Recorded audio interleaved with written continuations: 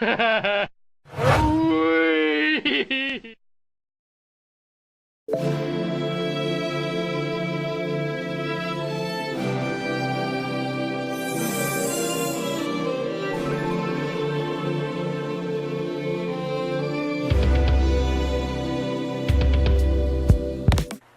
me, what the folklore?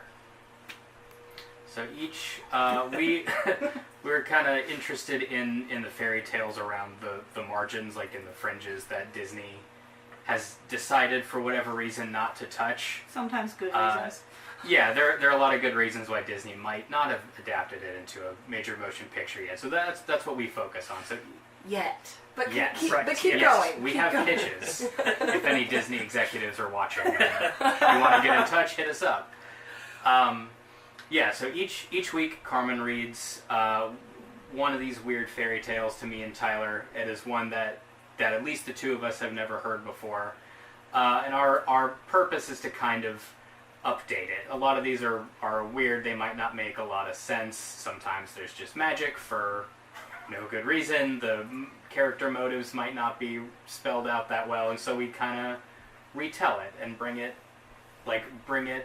into the modern age, and we address whatever plot holes we want to. And the witch thinks about it and says, all right, but only if you give me that kid you're carrying when it turns 7. Boy or girl, I don't care. I just want a kid. Either one. I'm going to eat that. My sister got a Rapunzel for Christmas, and I want one. She got the latest model. Sister Hazel got a Rapunzel 5000. And Daddy didn't get me one. That's why I planted these jujubes. They're my baby traps. That's just straight up classic Rapunzel bait, couldn't you tell? So you find the stories. I used to. Now listeners send them in. We have people. We have lost all our power. That is scary. Especially when you come around people like me. They're good at it. Yeah, they are good. They know which ones will torment us. Yeah, they've gotten very good at it. And so, from there, you make it a fairy tale for 2018. Yeah, we hold it to the harsh light of modern criticism, which it is not designed to withstand. So we will yell at the hero who doesn't do anything, lets a wolf do his work for him, and then leaves without a thank you. We will call him out. Why would the wolf say thank you anyway? No, the hero doesn't thank the wolf. He just takes his half of the kingdom and moves on with his life and doesn't even look back at this wolf who solved all the problems he made. We're here to thank the wolves and the goats of the world, yes, who do all of the work for the heroes of fairy tales and get nothing for it. Right. Very nice. Where do I find What the Folklore? We have a website, which is wtfolklorepodcast.com. But you can also find us on iTunes, Simplecast, Stitcher, pretty much any of the big podcast dispensaries. Wherever you get your podcast from, we're probably on there. You're a crime weaver, I understand. You are the storyteller. The storyteller. Mm-hmm. Do you do voices? Do all of you do voices? Occasionally. We do occasionally. They come up. When inspired to. Sometimes this has caused problems with the intern of our show, who doesn't. Cat intern. Yes, the cat intern. She doesn't understand when we do voices, and I think it was in the Yellow Dwarf reading that we got really into some character accents, and she got so concerned because new people were coming out of the mouths of the people she lived with, and she stood up on my leg and she tapped my face a little bit and just meowed very. Are you all right? Very concerned. It was a little kitty slapping snap out of it. Hey, come back to us. At this point, I imagine you were in character. I can appreciate that. I imagine she'd be very comfortable with Ray Romano. Yeah. At this point, if he decided to drop by, she's heard his voice enough. Yeah, she no longer cares about Ray Romano coming out of her mouth. And you have a title that changes all the time. I have outsourced this process because I can't be bothered to come up with my own. So I take suggestions. What did you start with? Originally Carman was the only one who had a consistent title, and Tyler and I were just there. And then Tyler chose his, and Tyler earned his. I did earn mine. You earned yours. Yours is in the Viking tradition. Yeah, given to you by your deeds. I I think I decided then I just wasn't gonna do Yeah, it. he didn't want to be left out, but he also didn't want to come up with something or be Right. tied down to one title. Gordie's a free roaming man. Yeah, very Yes. nomadic. Yes. So I asked Okay. for suggestions. What titles have been thrust upon you? Do you have any previous favorites? Oh, can you do the Welsh one? Still remember it? Man, yeah, I do. So somebody, he's a big fan of languages, and so he requested that my title be the Kvarlet of Fanvair Burgwinget Bogera Kindro Bochland Sirio Go Go Go. I lost Took- you at half of it. Took some studying. These are the hoops that I jump through sometimes. That's the price of outsourcing. Yeah, Boy, sometimes it's there- easy, sometimes you gotta do that. Yeah, there have been some really good ones. What was the Diggum one? Something about Diggum's cloaca. Yes. Yeah, something like that. You were a sack full of Um, mice once, I believe. Yeah, it's. You I mean, were a cat outside somebody's window. Yeah. Who that that? cat is named. There is a cat named after me who was outside that guy's window. So that Yeah, is- it's like a wild roaming cat. Yeah. What's he Like named? somebody randomly named a stray cat that frequents his neighborhood, Gordie. Yeah, after yeah. Gordie, and then That gave is Gordie the actually title really of the cat. sweet. The cat is named after me. I'm titled after the cat. Named after me. Yes. That is sweet and awesome and hilarious. I love it. We have an excellent listener base. Like that's Yeah. been the most rewarding part of the show is the people we have met through The it. strangeness. Yeah, that we have an Yeah. odd community, and sometimes they do terrible things to us.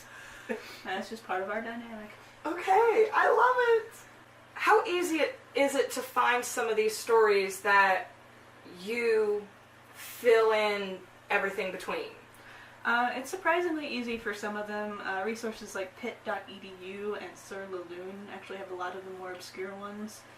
There's a bookstore near me that has a lot of out-of-print books. It's just like a used bookstore. So they used to have a mythology section that I would go and just raid, which has taken up significant shelf space in our apartment at this point. And we haven't been able to use it for a year and a half because listeners keep sending in the stories. And I have requested to get their story read faster if they have a link to it, then I can get to it. Because some of them, they are difficult to find.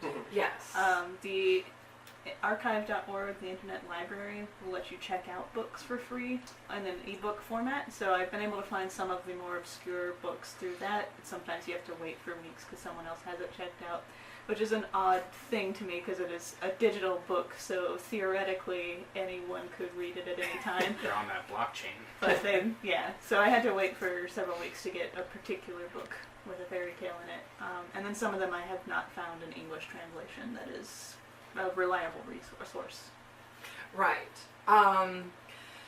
So what kind of countries do these come from? Pretty much anywhere we can find them. We make an effort to kind of do everything, to not leave anybody out or kind of like spread the. Right now we're a little sparse on South America and Australia because we are in the listener suggestion whirlpool.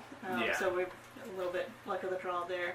But once we're out of that, we're going to branch out to those places. So you've got everything pretty heavy from Africa, Europe, Asia, North North Native America, American, yep. Native America. Oh, yes, We- nice, absolutely. Yeah, we've done all over.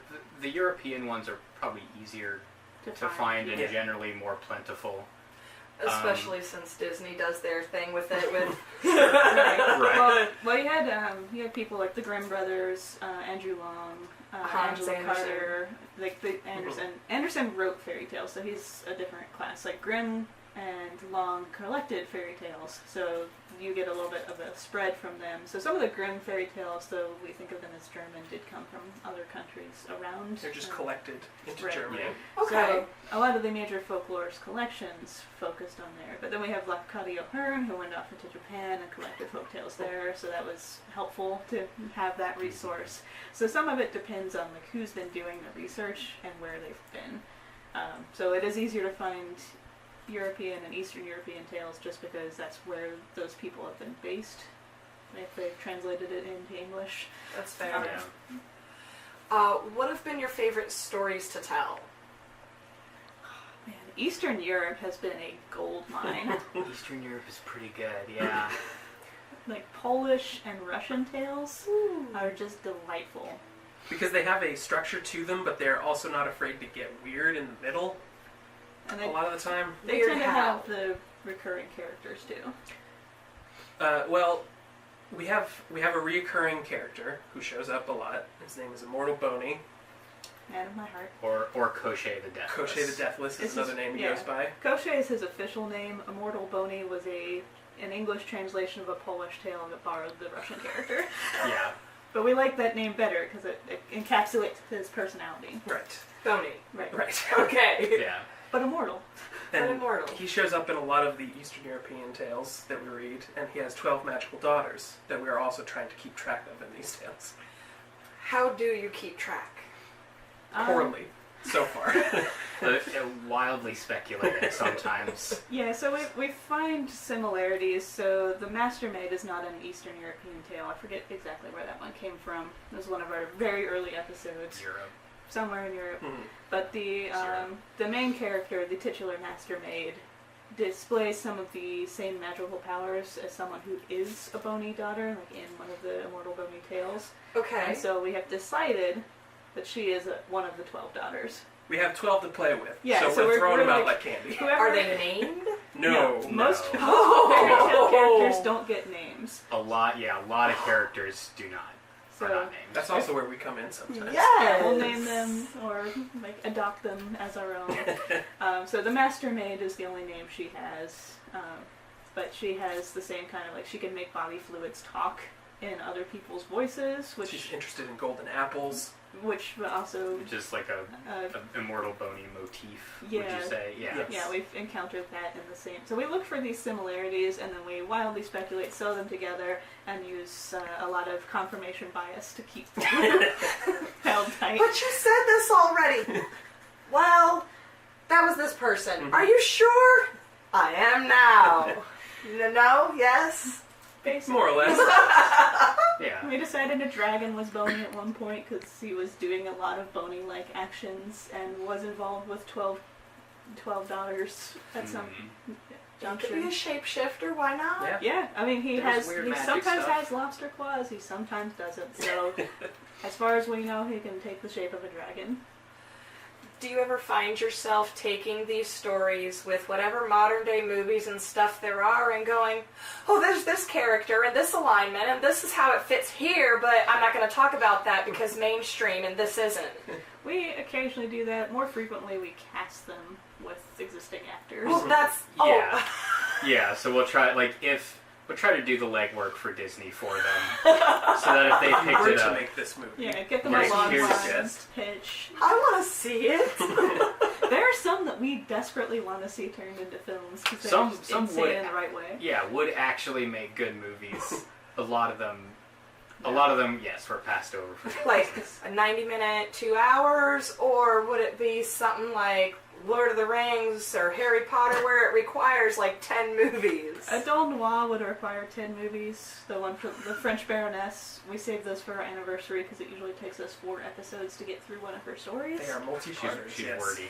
This is the one you were telling me about, that there were no erasers in her time, so she just drops and picks up her stories, Yes. and She goes on long side quests. Yeah, she definitely writes like she cannot erase. Like Does whatever, not look back. whatever is on the paper is canon.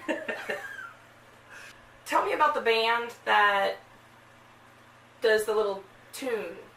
They're called the Brobdingnagian Bards. Okay. They're named after the Brobdingnagian people of Gulliver's Travels, so Brobdingnog. It's Andrew McKee and Mark Gunn. Just 2 guys. Just 2 fellows, Andrew McKee on recorder and mandolin, and sometimes guitar, and Mark Gunn on the auto harp. And they do covers, they do Lord of the Rings style music, a lot of filk, which is a fantasy fan art, like folk music. Okay.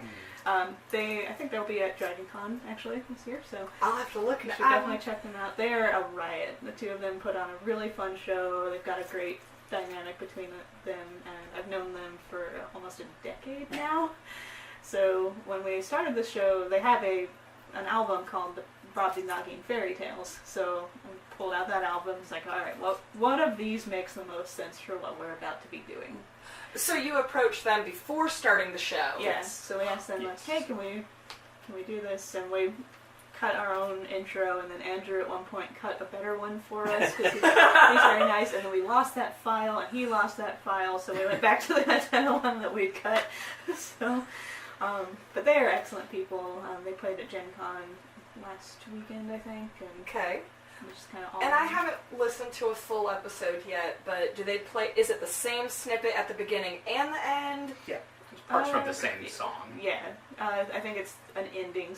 The end of the Okay. song is the Yeah. ending snippet, Okay. and it's. I think "Happily Ever After" might be the title of this song, I think so, yes. and it's based on the Paper Bag Princess, the children's book. I've not heard of that one, and now I need to look it up because It is child. Yeah, it is a delightful Yeah. children's book. The Paper Bag Princess. Mhm. Okay. Sometimes you have to pretend to be real people when you're not storytelling. Who are So you when says you're you. Huh? So says you. Okay, if you're pretending to be real people but still not being real people, who are you? I'm an animator. I'm a 2D animator, so I'm still a storyteller, in a way. Okay, what do you animate? In my day-to-day. I work at Bento Box in the city, Okay. and we're working on Sorry, some I heard projects and food. stuff. I heard bento box and I'm going, ooh. We're currently working on some Adult Swim projects that are upcoming. Oh, cool. Yeah. Okay. I teach children and adults how to do art, and then I'm also a freelance illustrator on the side. So more pretending. yeah, Yeah. I don't stop pretending. I love I it. pretend, like I carry boxes of skulls to an art center, and I talk about dragons to people, and then tell them to lighten up on their pencils, and then I go home and I Record a podcast. doodle things and record a podcast, and go around to conventions and shows and stuff. Wonderful. I do some game design development, some digital marketing strategy, and then I edit the podcast. But I'm not recording the podcast. He has to listen to us Cut all the over load, again. yeah. You poor thing. I know. Your ears. What kind of game design do you do? I've just have been learning. So like I've been learning how to use the Unity engine. And I've been sort of making my own, my own projects, doing some game jams this year. Final thing. What is the unified Pixar theory thing that you told me about? Okay, so while in individual episodes we try to fix that story, overall we're trying to connect them all into a single universe of folklore. Okay, So- and what is the full title of what you have for it? It's Project Birdfall, which is the war between birds and fairies. Birds have a secret ops thing going on in all of these stories. I think the beginning of this was we noticed that birds kind of act as advisors or helpers to humans in a lot of stories. Like they give advice, and so just kind of as we go on, you start making connections. Mhm. And we started wondering what do are they they have? up to? Do they have an agenda? Yeah, why Why do are all- birds care who is king and who isn't? Yeah, because most of their advice leads to either rescuing a king or putting someone in a throne who was not originally destined for a throne. There's an agenda. There is Oh, an yeah. agenda. And I don't So- think that there is a real. These connections are not No. intended. This These is are the thing we're making up. totally speculation. Stories are typically On the- That's hundreds where of the years cats apart. come in. But then we read a version of Jack and the Beanstalk where a fairy orders the summary execution of an innocent giant. She sends Jack to go kill the giant's wife, and he's like, she was nice to me, and she's like, I don't care, do it. And we realized that there's no such thing as a good fairy. We've never encountered an actual good fairy in our stories. They're just called good, and then they're called evil, and when they're evil, they're just unsubtle about turning your dinner to snakes. So, we were also tracking what are fairies up to, and we found the two of them were kind of opposite sides of this battle, and then one of our listeners pointed out that magic seems to diminish in some of the stories that we've placed later on our timeline. And so we have decided that the Project Birdfall is about ridding the world of magic to keep birdkind safe. Fairies often punish people by turning them into birds, Their magic is often used very irresponsibly, and birds Wantonly. seem to put people with no magical power into kingdoms, and then fairies and immortal Boney seem to be trying to infiltrate the kingdoms with magical power. So it's like this battle of magic versus no magic. So what we're trying to say is that we have pigeons to thank for this non-magical world that we all live in. Right. I have Yes. a whole litter of them at my work that the guys in the shop feed. There- Okay. Go out there and say, thanks, I have no magic powers. I will do that You- Monday when you I go read get it out the of mail.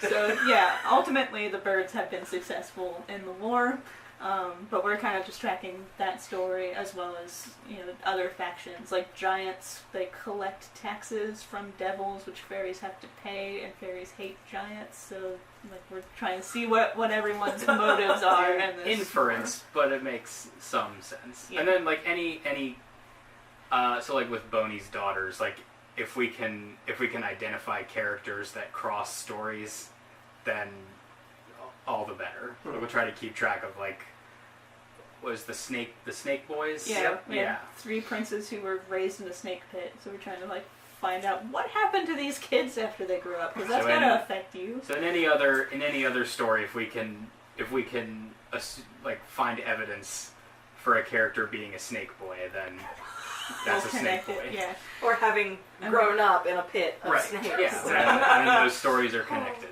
And our last big thing that we're tracking is the Church of the Knife, which is something we made up with Robber Girl, who is a minor character in Hans Christian Andersen's The Snow Queen.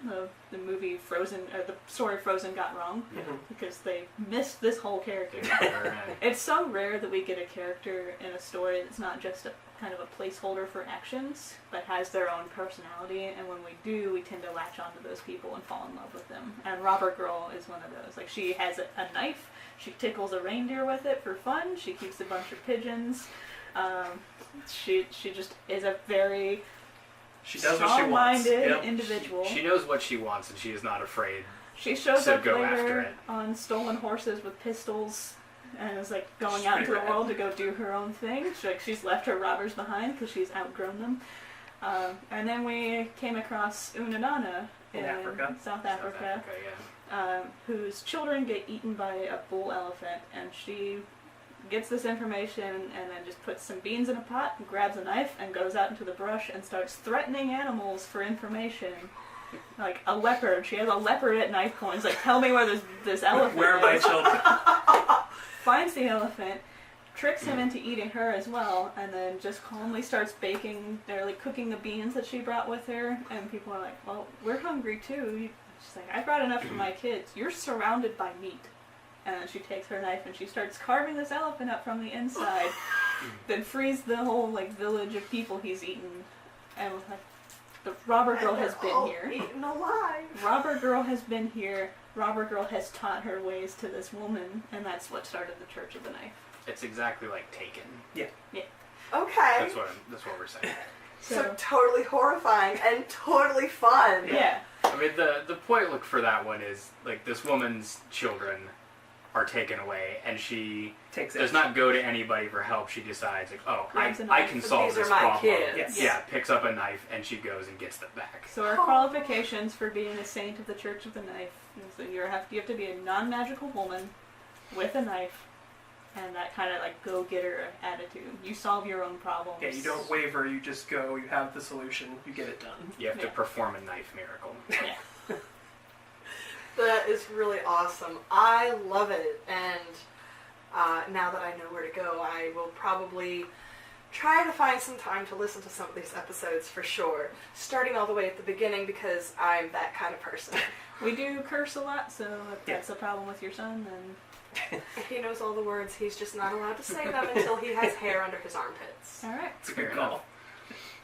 That's it for Variety Kick today. If you have any further suggestions or something you want to see, please send them to varietykick@gmail.com. I hope you've enjoyed today's show. Stay tuned for the next one.